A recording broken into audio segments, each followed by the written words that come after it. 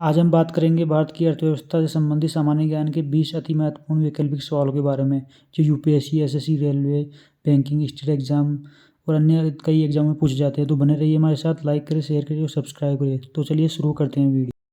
पहला सवाल है, भारत में सबसे अधिक संपत्ति वाला राज्य कौन सा है? ए तमिलनाडु, बी महाराष्ट्र, सी केरला, डी कर्नाटका। तो इसका सही उत्तर है बी महाराष्ट्र सबसे अधिक संपत्ति वाला राज्य है। दूसरा सवाल है, भारत का कितना प्रतिशत आबादी कृषि उद्योग पर निर्भर है? ए 60%, बी 70%, सी 58.9%, डी है अन्य। तो इसका सही उत्तर है सी 58.9% आबादी कृषि उद्योग पर निर्भर करती है।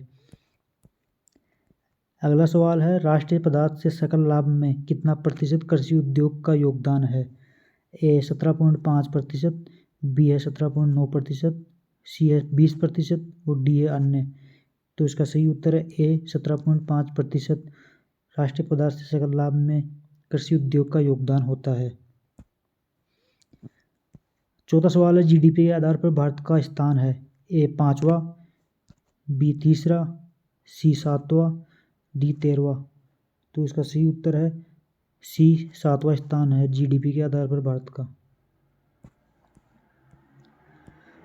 पांचवा सवाल है, पीपीपी मतलब परचेजिंग पावर पेरिटी के आधार पर भारत का स्थान है? ए 4था, बी 9वां, सी 7वां, डी है 3रा। तो इसका सही उत्तर है डी 3रा स्थान है पीपीपी के आधार पर भारत का। छठा सवाल है, जीडीपी पर कैपिटा के आधार पर सबसे पहले स्थान पर कौन सा देश है? लक्जमबर्ग, संयुक्त राज्य अमेरिका, कतर और अन्य। तो इसका सही उत्तर है सी कतर जीडीपी पर कैपिटा के आधार पर पहले स्थान पर है। सातवां सवाल है, भारत में उच्चतम मानव विकास सूचकांक एसडीआई किस राज्य में है? गुजरात, केरल, तमिलनाडु, महाराष्ट्र। तो इसका सही उत्तर है बी केरला। केरला में उच्चतम मानव विकास सूचकांक है भारत में। अगला सवाल है, निम्न में से कौन से देश में मिश्रित अर्थव्यवस्था है? ए अमेरिका, बी भारत, सी चीन, डी रूस। तो इसका सही उत्तर है बी भारत में मिश्रित अर्थव्यवस्था है। नौवां सवाल है, आर्थिक क्रियाओं का उद्देश्य होता है? जीविकोपार्जन, सी मनोरंजन, सी ए और बी और डी इनमें से कोई नहीं। तो इसका सही उत्तर है ए जीविकोपार्जन। 10वां सवाल है, जनसंख्या वृद्धि से आर्थिक विकास की गति ए सामान्य रहती है, बी तीव्र हो जाती है, सी मंद हो जाती है, डी कुछ भी नहीं होता है। तो इसका सही उत्तर है सी मंद हो जाती है। जनसंख्या वृद्धि से आर्थिक विकास की गति मंद हो जाती है। 11वां सवाल है, आर्थिक विकास की व्याख्या के विभिन्न आधार कौन कौन से हैं? ए सकल राष्ट्रीय उत्पाद, बी प्रति व्यक्ति आय, सी आर्थिक कल्याण का आधार, डी इनमें से सभी। तो इसका सही उत्तर है डी इनमें से सभी आर्थिक विकास की व्याख्या के आधार हैं। 12वां सवाल है, मानव विकास सूचकांक में भारत का क्या स्थान है? ए 126, बी 127, सी 129, डी 128। तो इसका सही उत्तर है ए 126। मानव विकास सूचकांक में भारत का स्थान हुआ है 126वां। 13वां सवाल है, पहला मानव विकास सूचकांक किस अर्थशास्त्री ने तैयार किया था? ए प्रोफेसर अमर्त्य सेन ने, बी महबूब उल हक ने, सी डॉक्टर मनमोहन सिंह ने, डी इनमें से कोई नहीं। तो इसका सही उत्तर है बी महबूब उल हक ने पहला मानव विकास सूचकांक तैयार किया था। 14वां सवाल है, निम्नलिखित में से प्राथमिक क्षेत्र किससे कहा जाता है? ए कृषि क्षेत्र को, बी सेवा क्षेत्र को, सी औद्योगिक क्षेत्र को और डी है इनमें से कोई नहीं।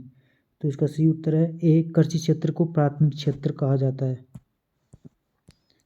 15वां सवाल है, शिक्षक द्वारा अपने पुत्र को पढ़ाना कौन सी क्रिया है?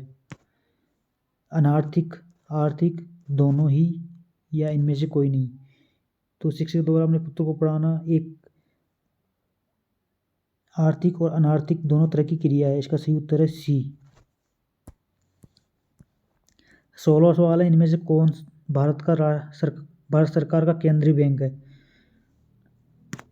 A cooperative bank, B Reserve Bank of India, C Central Bank of India, D है स्टेट बैंक ऑफ इंडिया। तो इसका सही उत्तर है B, Reserve Bank of India भारत सरकार का केंद्रीय बैंक है। 17वां सवाल, राष्ट्रीय विकास परिषद का अध्यक्ष कौन होता है? ए प्रधानमंत्री, बी राष्ट्रपति, सी राज्यपाल, डी उपराष्ट्रपति। तो इसका सही उत्तर है ए प्रधानमंत्री राष्ट्रीय विकास परिषद के अध्यक्ष होते हैं। 18वां सवाल है, किस आधुनिक यंत्र के आगमन के बाद सूचना, शिक्षा एवं ज्ञान सर्वसुलभ हो गया है? इसका ए है मोबाइल फ़ोन, बी है कैलकुलेटर, सी है कंप्यूटर, डी है इनमें से कोई नहीं। तो इसका सही उत्तर है सी, कंप्यूटर के आने से आधुनिक आगमन के बाद सूचना, शिक्षा एवं ज्ञान का सर्वसुलभ हो गया है। 19वां सवाल है, व्यावसायिक बैंक का राष्ट्रीयकरण कब किया गया? तो इसका ए है 1975 में, 1966 में, सी है 1969 में, डी है 1980 में। तो इसका सही उत्तर है सी, 1969 में व्यावसायिक बैंक का राष्ट्रीयकरण किया गया था।